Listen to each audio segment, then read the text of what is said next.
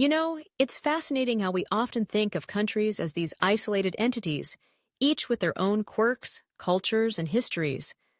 But if you take a closer look, especially at South Asia, you'll see a rich tapestry of interconnectedness that goes beyond borders. Just think about it. India, Pakistan, Bangladesh, Sri Lanka, Nepal, Bhutan, and the Maldives. Each of these nations has its own unique identity, but they also share so much in common. They're like neighbors in a bustling apartment complex, each with their own stories, but also intertwined in ways that can't be ignored. According to recent research, the perceptions people have about their neighboring countries can be quite revealing. For instance, many Indians might view Pakistan through a lens shaped by history, conflict, and media portrayals.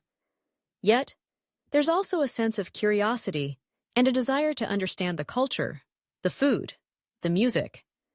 It's like when you have that one neighbor you don't talk too much, but you hear them playing music at night, and you can't help but be intrigued by their life.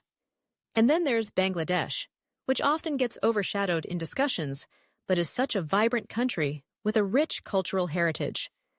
Many Indians see Bangladeshis as kindred spirits, sharing not just a history, but also a love for cricket, spicy food, and, let's be honest, a good monsoon.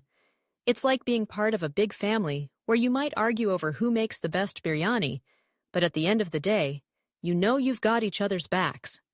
Now, let's flip the script a bit. How do people in Pakistan view India? It's a mixed bag. There's admiration for Bollywood, cricket, and the diversity of Indian culture.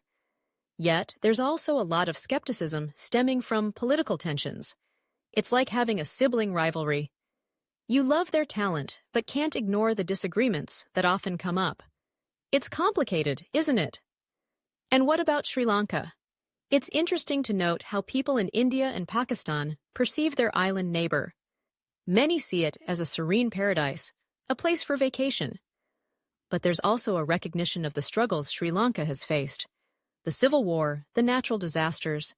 There's a sense of empathy that comes from shared experiences of hardship. It's like seeing that one friend who always seems to have it together, but you know they've been through their own battles. Then, there's Nepal and Bhutan, often viewed as the peaceful, serene counterparts in the region. People from India and beyond often admire their landscapes, their cultures, and the simplicity of life there. It's like looking at a beautiful painting and wishing you could step into it.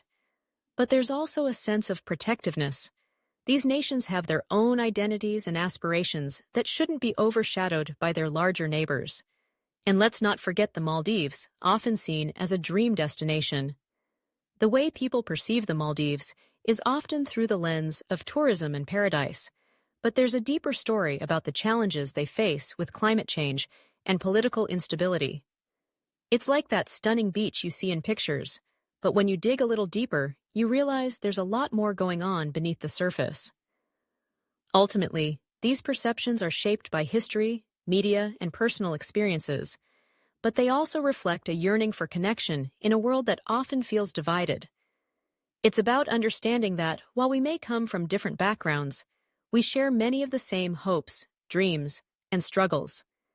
So the next time you hear about a neighboring country, remember that behind every stereotype or generalization, there's a complex narrative waiting to be explored. After all, in the grand tapestry of South Asia, every thread matters.